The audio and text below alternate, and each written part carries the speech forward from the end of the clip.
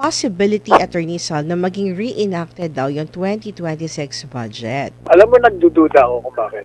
Kasi pag hindi na-aprobahan yan, hindi maririinak yung budget ng nakaraan na questionable nga dahil sa dami-daming pork barrel doon. Eh baka yun ang gusto nila mangyari. I-reenact para meron naman mananakaw o mga walang niya dyan sa gobyerno. I cannot understand why they will be committing mistake in preparing the budget for a particular department. Hindi ka panipaniwala at kaduda-duda. The possibility, Attorney Sal, na maging reenacted daw yung 2026 budget. At do you think possible na mangyari ito, Attorney Sal? No? Kasi yung paano ka na 2026 national budget, di ba nagkaroon ng kainitan dun sa BICAM? Kasi Unang-una, paano naman sila magkakamali? Trabaho nila yun eh. Alam mo, nagdududa ako kung bakit. Kasi pag hindi na-aprobahan yan, hindi maririinak yung budget nung nakaraan na questionable nga dahil sa dami-daming pork barrel doon. Eh baka yun ang gusto nila mangyari. I-reenact para meron naman mananakaw o mga walang niya dyan sa gobyerno. Yan ang nakikita ko dyan. I cannot understand why they will be committing mistake in preparing the budget for a particular department. Parang ano yan eh. Hindi ka panipaniwala at kaduda-duda. And then, sinabi din ni Senator Lauren Legarda, bakit pa nagkakaroon tayo ng mga insertions? Bakit hindi pwede matuto na dapat, pagdating ng BICAM, dapat, di ba, Attorney Sal, dapat planchado na ang lahat? Ang sagot yan, alam niya. Kaya nagkakaroon ng insertions para merong manakaw. Ganun lang.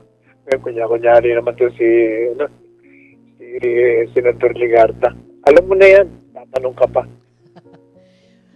At, Attorney Sal, yung laban o bawi na ginagawa ng gobyerno, ng mga ahensya ng gobyerno, Attorney Sal, lalo tuloy, iniisip ng maraming Pilipino na ginagawa ba kaming tanga na nasa gobyerno?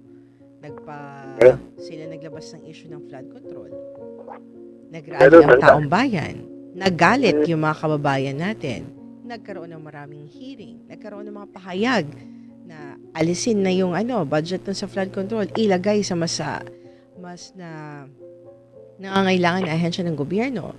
Pagkatapos sa last minute, sasabihin na ibalik yung tinanggal, Attorney Sal. Parang, sorry for the term, Attorney Sal, parang ginagago yung mga Pilipino sa ginagawa nila, Attorney Sal. Matagal lang ginagago mga Pilipino. And what do you think is the right attitude that na dapat tingnan ito ng mga Pilipino o maramdaman ngayon ng mga Pilipino sa mga nangyayari ngayon sa ating gobyerno, Attorney Sal? First thing, I think the government, the present government, or the present administration, think they can get away with murder. They've been violating the Constitution left and right at will and with such blatant, talagang, parang ayaw ko ba, di mo na I cannot even look for a word to describe kung baga sa mura profanity nitong gobyernong ito. Nakakayamot na masyado, nakakainis.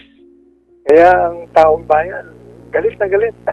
Alam mo, lahat na yata ng pinuntahan kong lugar, araw-araw lumalabas ako kung saan ako nagpupunta. Puro gano'n ang nilireklamo. Galit sila. As in, galit na galit. Ako naman, kontrabida naman ako sa kanila. Sabi ko, galit na galit kayo. Ayaw naman yung lumabas sa kalye. Alam mo, Attorney Sal, Lumalabas hindi po kami. effective. Lumalabas. Hindi kailan lumalabas. Alam mo, Attorney Sa Sal? kalye kasi, Yes, Attorney? sabi ko, lumabas kasi sila sa kalye para mayanig ang administrasyon. Hindi paminsan-minsan Parang yung kanta, paminsan-minsan lang tayo lumalabas. Once a month, walang mangyayari sa atin. Lumabas pa, hindi pa nagkakaisa. May kanya-kanya pang may kanya-kanya pang layunin. Samantalang iisa lang naman dapat ang layunin against corruption. Pero hindi pa nagkakasundo yung mga yan. Pero Attorney Sal, yung nakailang rally na rin yung mga kababayan natin. To the millions, the 100,000 number of people going to the streets. Metro Manila, even sa Davao, even in other parts in the Philippines, Attorney Sal. But then, nanonood lang yung gobyerno, Attorney Sal. Nanonood lang yung mga involved.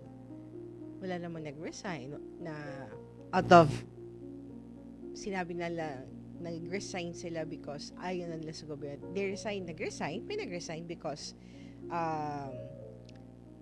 na-involve yung mga pangalan nila. But, Attorney Sal, kung hindi na ganun ka-effective yung mga rally, Attorney Sal, then there's only isa na lang yung bagay na marami sa ating mga kabayan ang tinitingnan, Attorney Sal. It's not the people power ang kailangan natin, kundi God's power. I think a lot of Filipinos are praying, Attorney Sal, na they're asking for intervention to the Almighty Father, Attorney Sal, to put an end sa lahat ng mga atrocities na ito sa government na hindi na kaya ito ma-address ng kapangyarihan ng tao, kundi kapangyarihan na ng Diyos. Unang-una, Ana, alam mo yung kasabihan na nasa Diyos ang awa, nasa tao ang gawa. Kailangan gumawa talaga tayo. And the only way by which we can do is to what? Go to the streets. Yung sinasabi mong milyon na nang lumabas. Milyon na lumabas. Pero hindi naman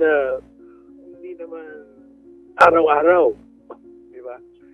Unlike yung 1986, nung People Power, talagang matagal na araw-araw ang ginawa ng mga aktivista. Kasama na tayo doon. Batang-bata pa tayo, UP tayo doon eh. Yun ang dapat na gawin natin. Kailangan constant eh.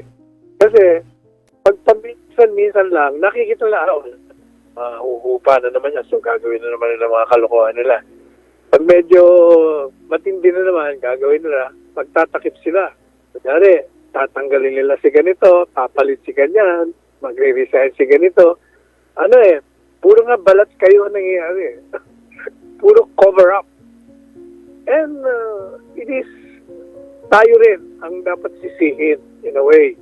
Kasi nga, hindi tayo consistent at saka hindi tayo nagkakaisa. Kailangan magkaisa tayo, and consistency is the name of a successful against the wrongdoings of a government. Otherwise, maniwala ka, aabot yan ng 2028. Alam mo, Teresal, may isa pa, Teresal, no? Yung minungkahi naman ng Department of Health na kung madadagdagan doon yung pondo ng medical assistance to indigent and financially incapacitated patients program o MAIFIP. Sabi nila, mas mainam itong ilipat at idiretso sa mga local government units. Ayon sa DOH, mas mabilis at mas efficient ang paglalabas ng tulong kung sa LGU hospitals dadaan ng pondo sa halip na nasa sistemang nangangailangan pa ng guarantee letters at dokumento. Pero alam mo, Attorney Sal, kung idediretso nila sa LGU din yan, Attorney Sal, minsan kasi maraming politika sa mga LGU, Attorney Sal, no? At namimili lang yung ayuda nga, yung isa doon sa mga example, diba? Yung mga senior citizen nga, Attorney Sal, marami na natatanggap dito na reklamo doon sa mga senior citizen. Bakit hindi kami nakakatanggap? Pinipili lang ni mayor, ni governor, o ni kapitan, kung sino yung mas malapit sa kanila or kaalyado nila. Diba, Attorney Sal? Paano yan kung pati yung mga guarantee letters na nakukuha sa national ililipat sa LGU? Paano na yung yung mga kababayan na Attorney Sal na hindi mo pagbibigyan? Yung problema dyan sa yung suliranin na yan, dapat diretso, yung iba hindi diretso. Ang kultura kasi ng corruption, whether ipadaan mo yan sa LGU, ipadaan mo yan sa presenting sistema, ganun pa rin. Kumbaga, parang yung kasabihan na you're making a choice between the devil and the deep blue sea. Kahit anong piliin mo, ganun pa rin eh. May problema talaga kasi the culture of corruption is so ingrained sa Pilipino, lalong-lalo na sa mga politiko. Kaya ganyan ang nangyayari sa atin. Kaya di ba, I've been advocating for a change of an entire government system where kailangan bumuo na lang tayo ng isang revolusyonaryong gobyerno, buwagin muna itong kongreso, saka na lang natin ibalik pag naayos na natin ang lahat.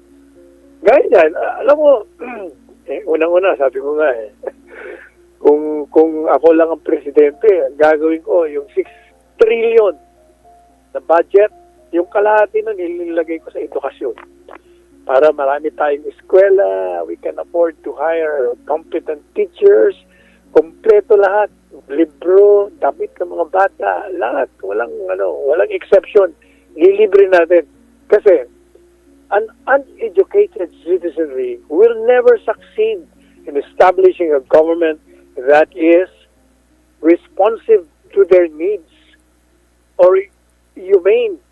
Wala Kailangan talaga edukado tayo lahat. Otherwise, walang mangyayari sa atin. Kasi pabalik-balik lang yan. Pagdating sa halalan, karamihan, walang formal na edukasyon.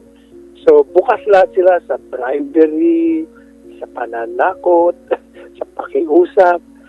Madali tayong mabola ng mga politiko. Kaya sila rin ang nananalo kahit anong gawin. Kahit pa maglagay kanyang anti-dynasty, wala rin. Kahit yan, hindi yan makalulusot. Yan ang problema. Talagang matindi ang problema.